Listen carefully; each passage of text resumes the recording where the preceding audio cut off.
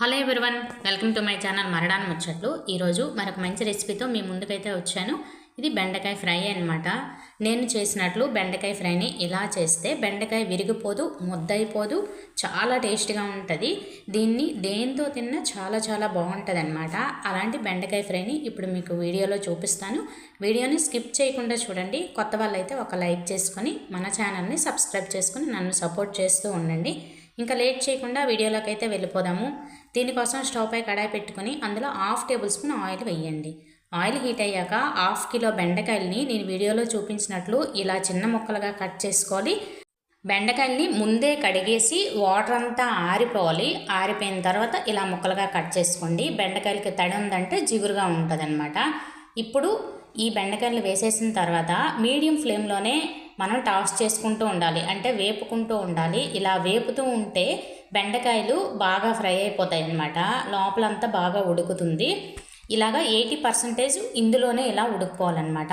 అలాగని టైం ఏమీ పట్టదు, త్వరగానే వేగిపోతాయి. చూసారా, వీడియోలో చూపించినట్లు ఇలా కలుపుతూ ఉంటే త్వరగా వేగిపోతాయి. ఇలా వేయించుకున్నాం అనుకోండి, బెండకాయ కూర బాగుంటుంది, అలాగే ముక్క విడిపోదు, ముద్ద అయిపోదు అనమాట. ఇలాగా వేగిపోయిన తర్వాత ఒక ప్లేట్లోకి తీసేయండి. మరలా అదే కడాయిని పెట్టుకొని అందులో 1.5 టేబుల్ స్పూన్ ఆయిల్ వేసుకోండి. ఆయిల్ హీట్ అయ్యాక 1/2 టేబుల్ స్పూన్ ఆవాలు, 1/2 టేబుల్ స్పూన్ జీలకర్ర, 1/2 టేబుల్ స్పూన్ మినప్పప్పు, 1/2 టేబుల్ స్పూన్ శనగపప్పు వేయండి. వేసేసి ఈ పోపు దోరగా వేగాలి. ఈ పోపు దోరగా వేగితేనే కూర టేస్ట్ బాగుంటుంది. ఇలా వేగిన తర్వాత ఇందులోనికి 1/2 టేబుల్ స్పూన్ ఇంగువ వేయండి. ఇంగువ ఫ్లేవరు ఈ కూరకి చాలా చాలా బాగుంటుంది. అది జస్ట్ ఒకసారి కలిపిన తర్వాత 2 మీడియం సైజు ఉల్లిపాయలను ముక్కలుగా కట్ చేసి వేయండి. 3 పచ్చిమిర్చి చీలికలు, కొద్దిగా కరివేపాకు వేసేయండి. వేసేసిన తర్వాత ఉల్లిపాయలు అనేది లైట్గా వేగిపోవాలి. అని చూసారా, ఇలా లైట్ బ్రౌన్ కలర్లోనికి రావాలి. ఇలా వచ్చిన తర్వాత 1/2 టేబుల్ స్పూన్ అల్లం వెల్లుల్లి పేస్ట్ వేసేసి అల్లం వెల్లుల్లి పేస్ట్ కూడా పచ్చివాసన పోవాలి, బాగా వేగిపోవాలన్నమాట. అలా వేగితేనే బాగుంటుంది, లేదనుకోండి స్మెల్ వస్తుంది అనమాట. ఇలా వేగిన తర్వాత ఇందులో 2 మీడియం సైజు టమోటాలని ఇలా చిన్న ముక్కలుగా కట్ చేసి వేసేయండి. వేసేసిన తర్వాత మొత్తం అంతా కలుపుతూ ఉంటుంటే ఈ టమోటా అనేది సాఫ్ట్గా మగ్గిపోయి మనకి గుజ్జులాగా తయారైపోవాలన్నమాట. ఎక్కడైనా ముక్కల్లాగా ఉంటే ఇలాగ గరిటతో స్మాష్ చేసేయండి.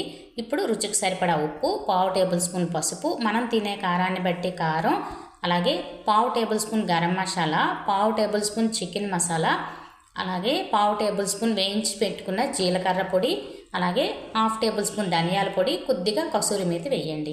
ఇవన్నీ వేసేసిన తర్వాత మొత్తం అంతా కలపండి. ఇలా కలపడం వల్ల మసాలా అనేది లైట్గా వేగుతుంది, టేస్ట్ బాగుంటుంది అనమాట. ఇలా కలిపేసిన తర్వాత ముందు వేయించి పెట్టుకున్న బెండకాయ ముక్కల్ని వేసేయండి. వేసేసి మొత్తం అంతా కలుపుతూ ఉండాలి. వాటర్ అస్సలు వేయకండి.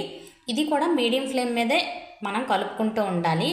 ఇలాగా ఈ మసాలాలు, టమోటా అంతా కూడా బెండకాయలో బాగా కలిసేలాగా కలిపేయండి. కలిపేసిన తర్వాత మూత పెట్టేసి ఒక్క 2 నిమిషాలు అలాగే ఫ్రై అవ్వనివ్వండి. మసాలాలు బెండకాయకి బాగా పడతాయన్నమాట. తర్వాత మూత తీసి కలుపుతుంటే 80% మనం వేయించుకున్నాం కదా, మిగతా 20% అనేది ఇందులో కుక్ అయిపోయి బెండకాయ చక్కగా వేగుతుంది. చూసారా, ఎక్కడ ముక్క అయిపోలేదు, ముద్ద అయిపోలేదు. బెండకాయ ముక్క మనం వేసినట్లనే ఉంది కదా. మీ దగ్గర ఉంటే ఫైనల్గా కొత్తిమీర కూడా వేసుకోండి. టేస్ట్ అయితే మరి చెప్పక్కర్లేదు. దీన్ని ఉప్మాతో అయినా తినొచ్చు, రసం, పప్పుచారు, సాంబారు ఇలాంటి వాటితో అయినా చాలా చాలా బాగుంటుంది. ఇంకెందుకు ఆలస్యం, మీరు కూడా ట్రై చేస్తారా? అయితే ట్రై చేసి మీకు నచ్చిందా లేదా అనేది కామెంట్లో కామెంట్ చేయండి. కొత్తగా ఛానల్ ఎవరైనా చూస్తున్నట్లయితే ప్లీజ్ సబ్స్క్రైబ్ చేసుకుని ఒక లైక్ చేయండి. మన యూట్యూబ్ ఫ్యామిలీ మెంబర్స్ అయితే నన్ను సపోర్ట్ చేస్తూ ఉండండి. ఈ రెసిపీ కనుక నచ్చినట్లయితే మీ ఫ్రెండ్స్కి, రిలేటివ్స్కి షేర్ చేయడం మాత్రం మర్చిపోవద్దు. రేపటి మరొక మంచి వీడియోలో మళ్ళీ కలుస్తాను. ఉంటాను ఫ్రెండ్స్, ఉంటాను మరి, బాయ్.